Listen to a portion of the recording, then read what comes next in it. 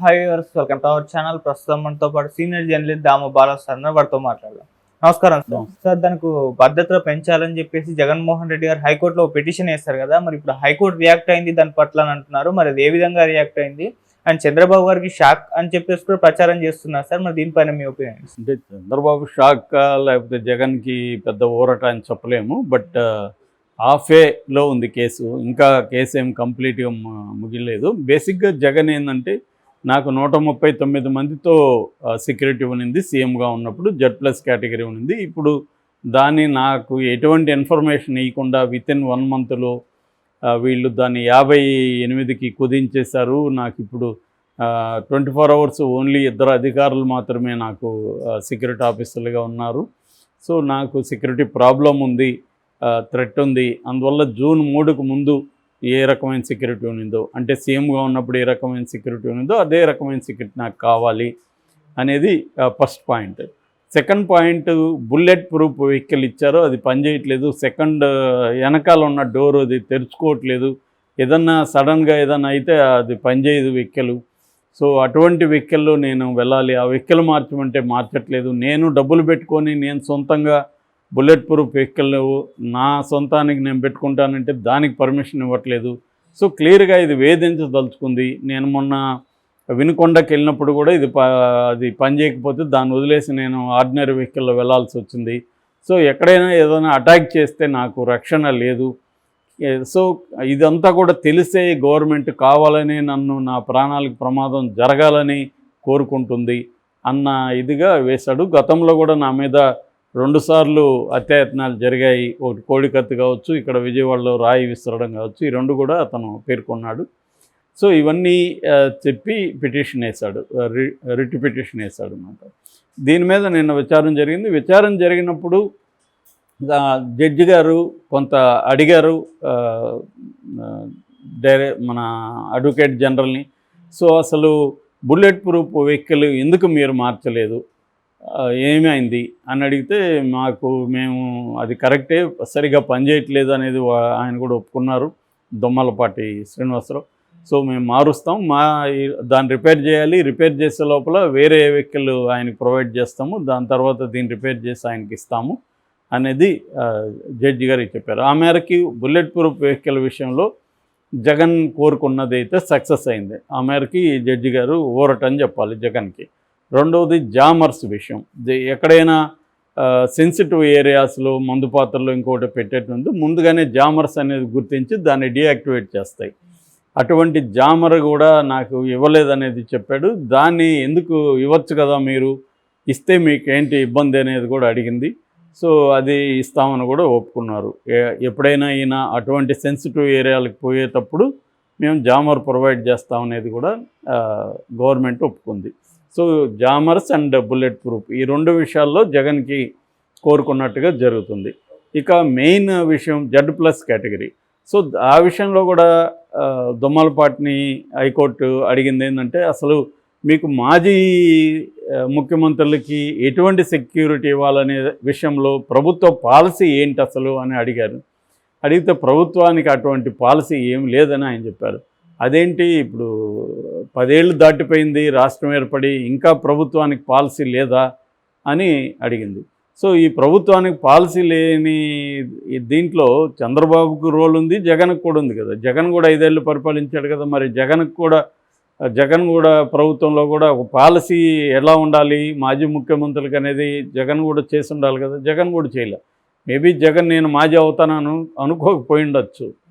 So ఆయన 30 ఏళ్ళు 20 ఏళ్ళు పరిపాలిస్తానని కళ్ళగన్నాడు కదా.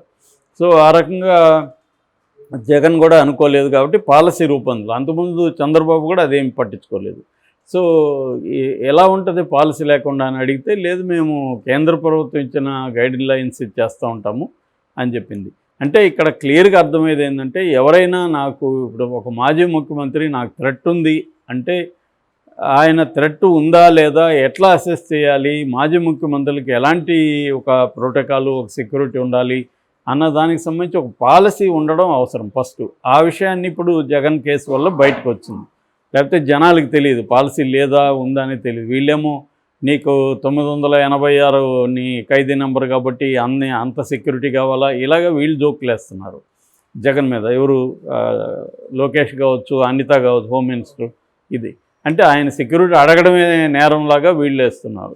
గతంలో వీళ్ళు కూడా అదే చంద్రబాబు అడిగినప్పుడు కూడా వైసీపీ వాళ్ళు కూడా ఇలాగే హేళన చేశారు చంద్రబాబుకి.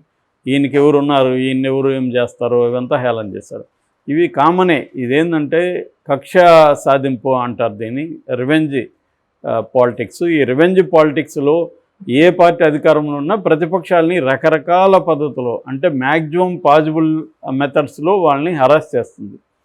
అందులో ఒకటి వచ్చి సెక్యూరిటీని తీసేయడం. ఇది ప్రతి ప్రభుత్వం, ఇక్కడ కూడా మనకి రేవంత్ రెడ్డి రాగానే కేటీఆర్కి, హరీష్ రావుకి, వీళ్ళకి అందరికీ సెక్యూరిటీ తీసేశారు. అడిగితే టెక్నికల్గా మీరు ఎమ్మెల్యేలే కదా, మీకు 2 గన్మెన్లు చాలా. టెక్నికల్ కాదు చూడాల్సింది ఏంటంటే వాళ్ళు ప్రతిపక్షంలో ఇంపార్టెంట్ నాయకులు, వాళ్ళకి థ్రెట్ ఎక్కువ ఉండే అవకాశం ఉంటుంది. అంటే థ్రెట్ పెర్సెప్షన్ అంటారు. ఆ థ్రెట్ పెర్సెప్షన్ని బేస్ చేసుకొని సెక్యూరిటీ ఇవ్వాలి. కానీ వీళ్ళకి అవసరమైనప్పుడేమో, వీళ్ళు అడిగేటప్పుడేమో థ్రెట్ పర్సెప్షన్ ఇవన్నీ అడుగుతారు. ఎదుటోళ్ళకి ఇచ్చేటప్పుడేమో టెక్నికల్గా మాట్లాడతారు. అట్లా టెక్నికల్గా మాట్లాడినప్పుడు జగన్ కూడా ఒక ఎమ్మెల్యేనే. ఎమ్మెల్యేకి 2 చాలు కదా గన్మెన్లు, ఎవరికి అవసరం లేదు. ఆ మధ్య కూడా మన ఆఫీస్కి ఒక ఎంపీ వచ్చాడు, ఒకరే గన్మెన్ ఉన్నాడు. ఆయన గన్మెన్ అని కూడా ఎవరికి తెలియదు, ఎందుకంటే చిన్న గన్ను పెట్టుకుని మామూలుగా ఉన్నాడు. సో అలాగా మామూలు వాళ్ళకైతే అవసరం లేనిలో అలాగే ఉంటుంది. కానీ ఇప్పుడు జగన్ స్థాయిలో ఉండే వాళ్ళకి ఖచ్చితంగా థ్రెట్ ఉండే అవకాశం ఉంది.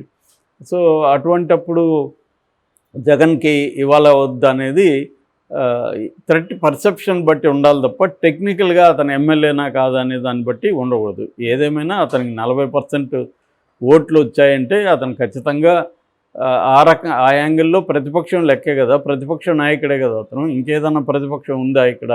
బలమైన ప్రతిపక్షం జగన్ కంటే బలమైనది ఏదైనా ఉందా? ఏమీ లేదు. కాంగ్రెస్, సిపిఐ, సిపిఎంలు ఉన్నారు. సో ప్రతిపక్షం అంటే ఇక్కడ జగనే. వాళ్ళకి ఎమ్మెల్యే సీట్లు కూడా ఒకటి కూడా లేవు సిపిఐ, సిపిఎం, కాంగ్రెస్కి. ఆ రకంగా 11 వచ్చినా 10 వచ్చినా జగనే ప్రతిపక్షం. 40 మన సీట్ల సంఖ్య చూడకూడదు, పర్సంటేజ్ కూడా చూడాలి. పర్సంటేజ్ వచ్చినప్పుడు 40% వచ్చింది. ఆ రకంగా ఖచ్చితంగా అతనికి ఇవ్వాలి. కాకపోతే ఏంటంటే జగన్కి మోరల్ రైట్ లేదనేది ఎక్కువ మంది మాట్లాడిద్దారు. జగన్ కూడా ఇలాగే వేధించాడు కదా గతంలో, చంద్రబాబును వేధించాడు. ఈవెన్ తన ప్రత్యర్థి పులివెందుల్లో బీటెక్ రవి, అతనికి సెక్యూరిటీ తీసేశాడు. అతను అనేక పోరాటాలు చేయాల్సి వచ్చింది ఆ సెక్యూరిటీకి, ఎందుకంటే అక్కడ అతనికి థ్రెట్ ఉందని తెలుసు జగన్కి. సో ఇదంతా కూడా కక్ష సాధింపే. జగన్ అదే పని చేశాడు, చంద్రబాబు అదే పని చేస్తున్నాడు. సో అందుకే నేను చాలాసార్లు అంటూ వీళ్ళిద్దరికీ బేసిక్గా తేడా ఏమీ లేదు. వీళ్ళిద్దరికే కాదు, ఏ రాజకీయ నాయకుడికి ఇంకొక రాజకీయ నాయకుడికి ఇవాళ దేశంలో పెద్ద తేడా లేదు. ఎందుకంటే పొలిటికల్ ఈ మోడల్ అనేది ఇవాళ మారిపోయింది కంప్లీట్గా. అదేంటంటే ప్రతిపక్షాలని చంపేసి, వాళ్ళని పొలిటికల్గా చంపేసి, తొక్కేసి తామధికారంలో ఉండాలనుకుంటున్నారు తప్ప ప్రతిపక్షాలని బతికించి వాళ్ళకి తగిన గౌరవం ఇచ్చి, వాళ్ళకి తగిన ఇంపార్టెన్స్ ఇచ్చి మనం పరిపాలిద్దాం అనేది లేదు. ఇది ఎందుకు లేదంటే పీపుల్ సెంట్రిక్ అప్రోచ్ అనేది ఎవరికి లేదు. People centric approach and democratic సెటప్లో ప్రతిపక్షం అనేది చాలా ఇంపార్టెంట్. ప్రతిపక్షం ఎంత స్ట్రాంగ్గా ఉంటే ప్రజలకు అంత మేలు జరుగుతుంది. ఎందుకంటే ప్రజా సమస్యల మీద ప్రతిపక్షాలు అసెంబ్లీలో పోరాడతాయి, తర్వాత బయట వీధుల్లోకి వచ్చి పోరాటాలు చేస్తాయి, ప్రజలను ఆర్గనైజ్ చేస్తాయి ఇష్యూస్ చుట్టూ. అవి లేనప్పుడు ఎవరు చేస్తారు? ఎవరు చేయలేరు.